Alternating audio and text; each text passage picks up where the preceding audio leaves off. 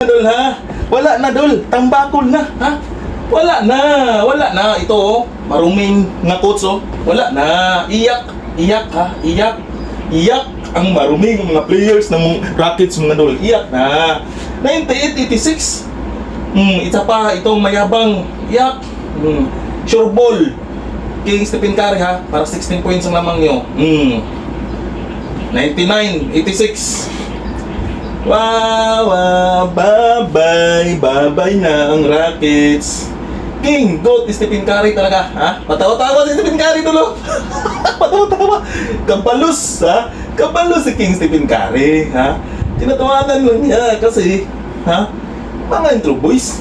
Ha? Intro boys. Top 2 sa standing ang Rockets, top 3 ang Lakers.